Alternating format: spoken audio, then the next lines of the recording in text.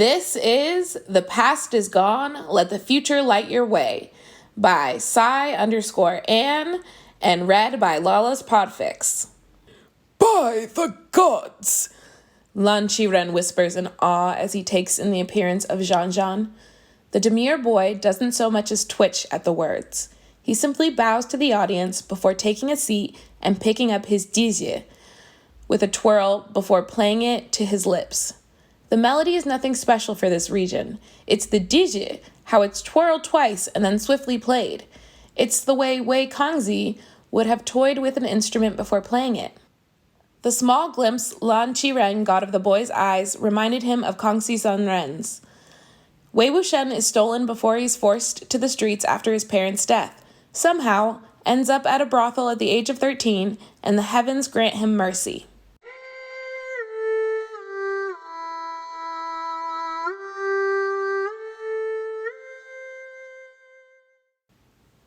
Devastated, couldn't even begin to explain what Ajahn was feeling. His shufu had just returned from a very important personal night hunt. He hadn't informed his nephews on what it was about. Why would he need to? They were less than 10. Neither of them had gotten their courtesy names yet, even though their mother had already told them what it was going to be before she'd passed. So why should they be informed as to why their shufu was leaving them behind for a few weeks to investigate something of the utmost importance? Ajahn half wished he'd known before his shufu had left. Maybe he would have been hopeful and prepared for what was to come. Shufu had called them to his home for a private dinner. There was no talking during meals, so whatever Shufu wanted to say had to be said afterwards. It was strange that dessert was also presented to the two of them. Are cookies dessert? Ajahn will count cookies as dessert. They are sweet and yummy and not part of the meal where they are only allowed 3 bowls of food. It was after dessert that Shufu tells them the thing of utmost importance. Lanjan, you remember the boy who came here about a year ago? The one you gave your ribbon to? Shufu asked. Ajahn nodded. How could he forget about Wei Ying? His Wei Ying. I received word that Wei Ying's parents died on a night hunt, Shufu explained softly. Died? Lanjan frowned as Lan Qiren gasped in horror.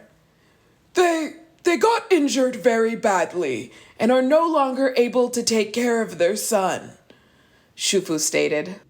Are you going to look after Wei Ying, Shufu? Lan Qiren asked. That is the thing. Wei Ying, when I managed to get to the village, I was too late. Someone had taken Wei Ying, bad people. I've been searching for them, but... Shufu trails off. Then after a moment he sighs. I'm afraid we'll never see Wei Ying again. No. Devastation could not ever begin to explain what Ajahn was thinking when his shufu told him that.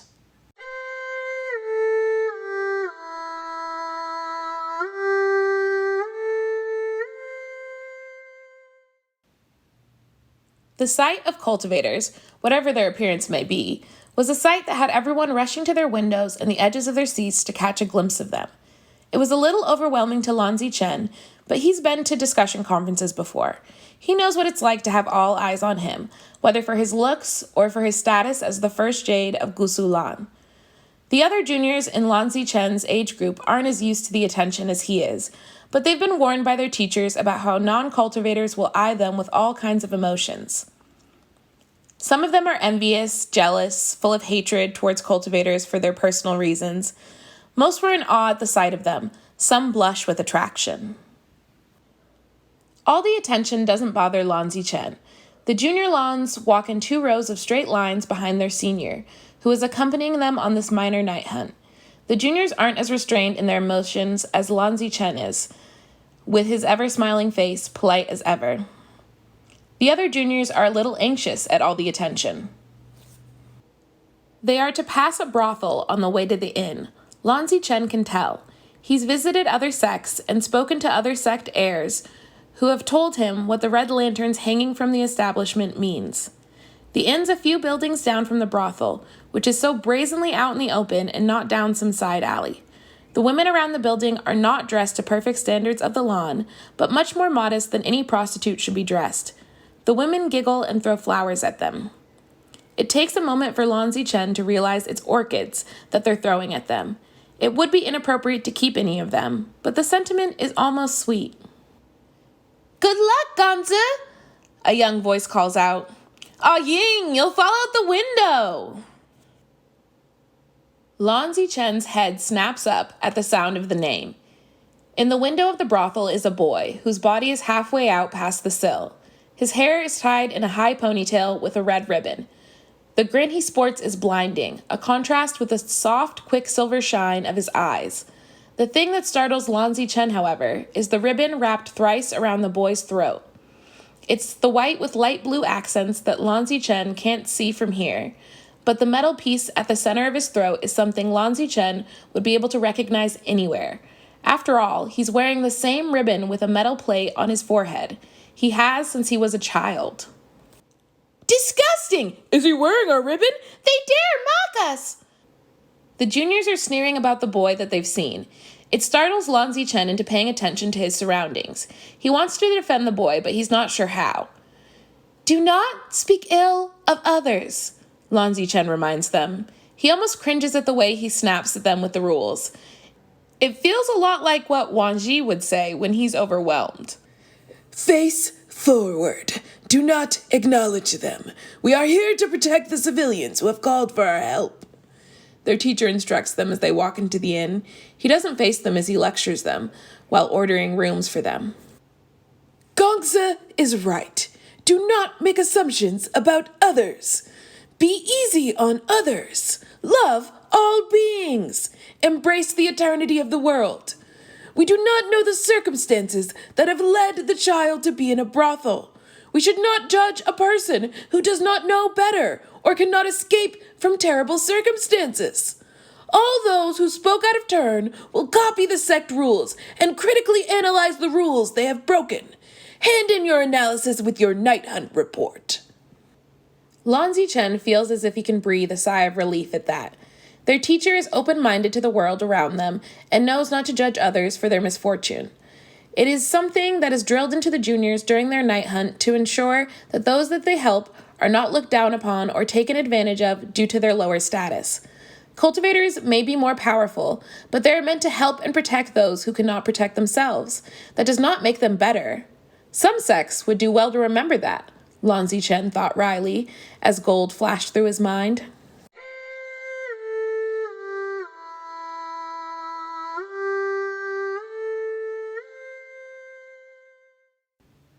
The night hunt lasts all of 2 days. The juniors are exhausted from the 2 nights of going to sleep past the Lan sect's curfew. It's a relatively light night hunt where they're expected to analyze the situation and have limited guidance from their teacher. Of course, he steps in when he needs to answer their questions, to correct answers and assumptions, to step in with his higher cultivation level. Despite his exhaustion, Lan Qiren barely waits until he knows his age mates are asleep before slipping out of the hotel. The red lanterns of the brothel illuminate the way, and Lan Qiren is a nervous wreck inside as he approaches. There are already a few men inside the brothel. Lan Qiren feels disgusted by them, but cannot do anything about it. This is their lives, not his. He has a far more important mission to attend to. All eyes are on him as he enters the brothel. He doubts he's the first cultivator to step in here, but a cultivator from Gusulan and one as young as him would obviously draw attention.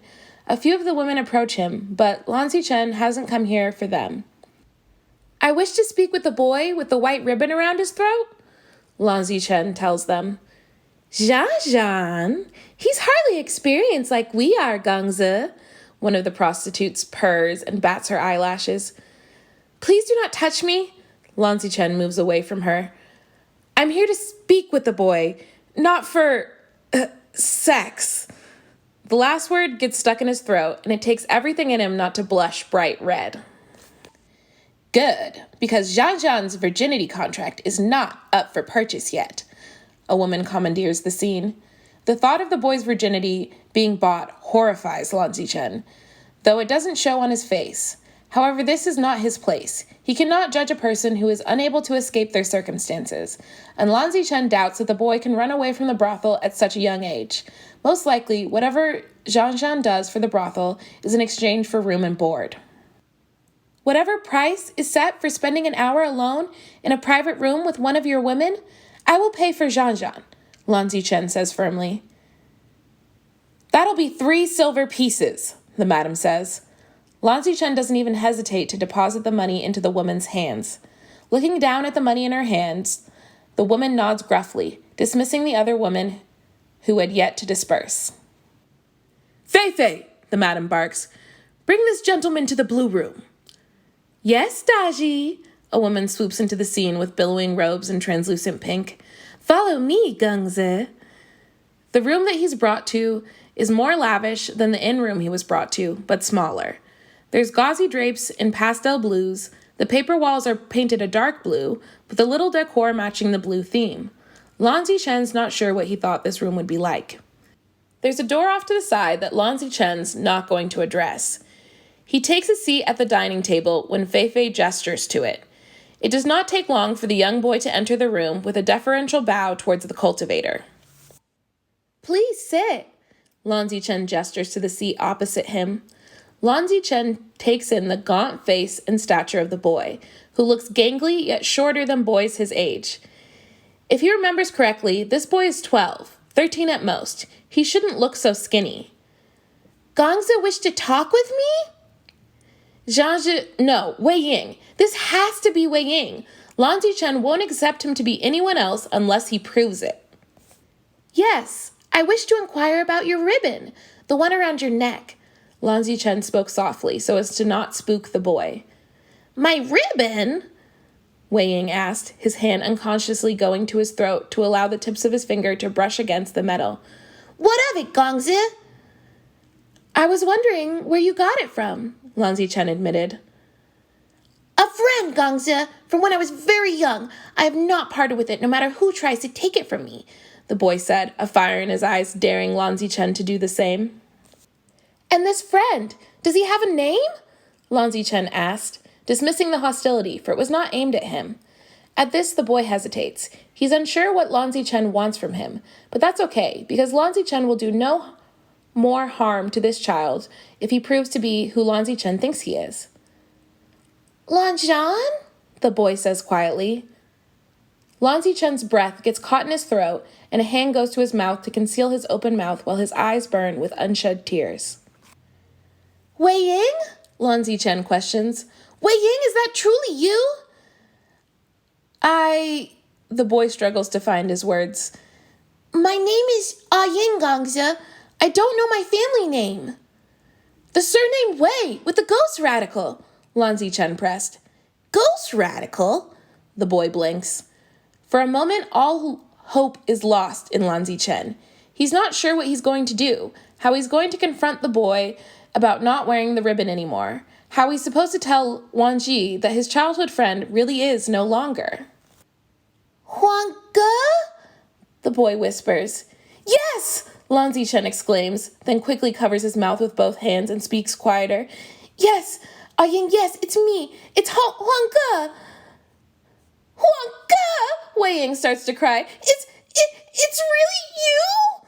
It's me! Oh, Ying, it's me, I swear! Lan Qiren promises and opens his arms. It doesn't take long for the boy to throw himself at Lan Qiren and wrap his arms around him to sob into his shoulders in relief and delight. You came! You finally came for me! Wei Ying cries.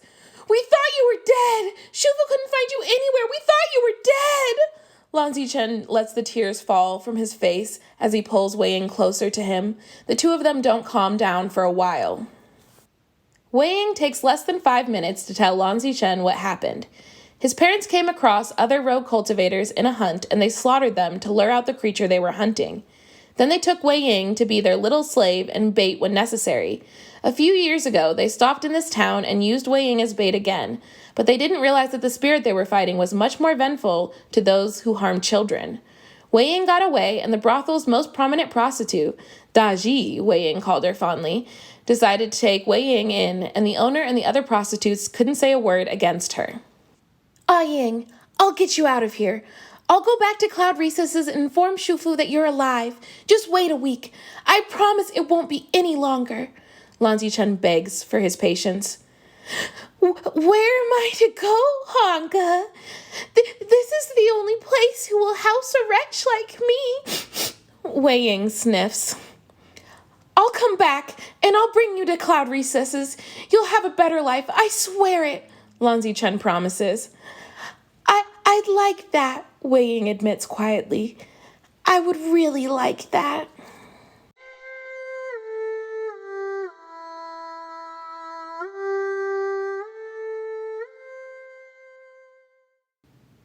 It takes Lan Qiren only a few days for him to convince his Shufu and Wang Ji there is an important person they need to meet in the village where his night hunt has just concluded. The small town the night hunt has been in was less than a day away by sword. Wang Ji wouldn't be able to sustain himself that long by sword, and Shufu would have made them walk or something, but Lan Qiren was adamant that they had to be there before the week was up. Though now that they were standing outside of the brothel, Lan Qiren was furious. Xianxian, what is the meaning of this? Lan Qiren hisses. Shufu, I promise you will understand once we go inside, Lan Qiren told him. Why would you think this would be anything less than the utmost importance? This is no trick or prank, Shufu. You know I'm not known for that. Xianxian, Wang Ji murmured nervously. I promise you'll understand once we're inside, Lan Qiren repeated. Xianxian, if this turns out to really be your idea of a joke, I'll have you put in seclusion for a year, Lan Qiren threatened idly. Lan Qiren would not have to, he knew, because Lan Qiren really wouldn't do all this for a prank. The three of them headed to the brothel, where Lan Qiren was mentally preparing himself for the promiscuity of the place. Out of a reflex he hadn't quite managed to grow out of yet, Lan Wangji grabbed his brother's hand for comfort. Ah, Lan Qiren, you here to steal Xianxian, aren't you? The woman up front asked. Fei Gonyang, where is he? Lan Qiren asked. On stage. He's performing tonight, Fei said. Daji said to let you in free. Whatever you want's on the house. Thank you, Fei Gonyang. Lan Qiren gave a perfunctory bow, which made Fei snicker. You raised this kid? So polite, even to us poor sods, Fei said to Lan Qiren. Yes, Lan Qiren said. This way, Cangse, Fei told them as a woman entered the room to take them away. The room is half empty, but all the men seem to have their attention on the women in their laps rather than the people on stage playing music for the atmosphere. Xianxian, I'm trusting you, Lan Qiren warned. I'm well aware, Shufu. I promise you'll understand once you see him, Lan Qiren swore. When the song ended, the woman stood up and gave a low bow. Lan Qiren and Lan Wangji went to clap, but Lan Qiren made them refrain when it was obvious that no one else would. The woman took away the guqin from the stage. Taking her place shortly after is a boy. That's him! That's Xianxian! Lan Qiren whispers. By the gods! Lan Qiren whispers in awe as he takes in the appearance of Xianxian. The demure boy doesn't so much as twitch at the words. He simply bows to the audience before taking a seat and picking up his dizi with a twirl before playing it to his lips. The melody is nothing special for this region. It's the dizi, how it's twirled twice and then swiftly played. It's the way Wei Changze would have toyed with an instrument before playing it. The small glimpse Lan Qiren got of the boy's eyes reminded him of Cangse Sanren's. What confirms it in Lan Qiren's mind that this is the boy he failed is the ribbon around his neck. Lan Qiren had ranted and punished Wang Ji harshly for giving up his ribbon to another child. For a month, Lan Qiren lectured and doled out punishment before he realized that Wang Ji would be unrepentant. The ribbon is of white silk with light blue, almost white, clouds woven along the strip. In the center of the ribbon, shining like brand new, is a metal attachment that's engraved with Gusu's cloud emblem. The only way it could be so clean in such a dirty place is because of the enchantments sewn into the fabric to keep it from getting dirty. Commoners wouldn't have been able to recreate the fabric. The metal piece looks well attended to, well loved, despite where they are. Wei Ying! Lan Wangji says first, breaking the silence between the three of them. I found him, Shufu! I found him! Lan Qiren said, delighted. Oh, Zichen. Yes, you have. Lan Qiren nodded mechanically. When Xianxian's set came to an end, the woman approaches them. I'm glad to see Ying put his trust in the right people, the woman murmured. Come, before the owner finds out what's happening. Lan Qiren gets up and follows the woman, whom he tells his relatives is called dizi in this establishment. The blue room is the one that's used again. Dizi doesn't leave, just sets about making more tea for the members of Gusulan. Wei Ying comes in, looking very excited. Cangse! Wei Ying bows to the cultivators. Wei Ying, there's no need to bow, Lan Qiren assured him. Wei Ying, this is my shufu, Master Lan Qiren, and my didi, Lan Wangji. Wei Ying, Lan Wangji said, breathless and confused and dizzy and overwhelmed. How? The word beat along with his heart. Lan Shan, Wei Ying gave a sunny smile. It doesn't matter how, does it? A traitorous voice in Lan Wangji's head spoke. He's here. He's yours. Take him. Claim him. He's safe. He's okay. He's coming home. I will be buying Xianxian's contract. He will be becoming a part of my household, Lan Qiren informed the woman as he turned his back on the boys without even talking to Xianxian. Oh, is that so? Daji asked, unamused. Yes, I will be returning tomorrow to negotiate a price, Lan Qiren said firmly. What makes you think I'd give him up so easily? I need assurances that he'll be fine, Daji insisted. Why would he not be fine? He's the long-lost betrothed of my youngest nephew, Lan Qiren scoffed.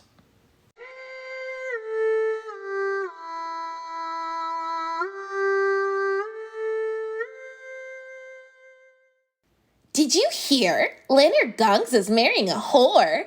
What? No way. A Lan marrying a whore? It's true, and not just any whore, a boy. A boy? What kind of disgraceful cut sleeve would dare date a twin Jade of Lan? Isn't he gonna be marrying a powerful cultivator? No, that's just their cover story. He's really marrying a whore from a brothel. Why would the Lan give up a marriage alliance to some common whore, and a boy no less? How on earth did he seduce the twin Jade? What's he doing this for? Money? Fame? Power? From the edge of the room, Wei Ying smirked at the gossip. His engagement to Lan Zhan had been officially announced a week ago, and yet all these rumors have already sprung up. He's used to harsh words, but Lan Zhan will be very protective of him. The whole of Gusulan has become very protective of Wei Ying in the past few years, after they heard his tragic story. Lan Zhan, don't listen to them. They're stupid people with loud, unimportant opinions, Wei Ying told his beloved. Will not listen, Lan Zhan agreed, taking Wei Ying's hand and brushing a kiss to his knuckles. If Wei Ying does not listen either. I won't, Wei Ying pecked his fiancé's cheek. Just one more month there, Gaga. Then we'll be married. I can't wait. He has his happy ending. He doesn't care for anything else. The end.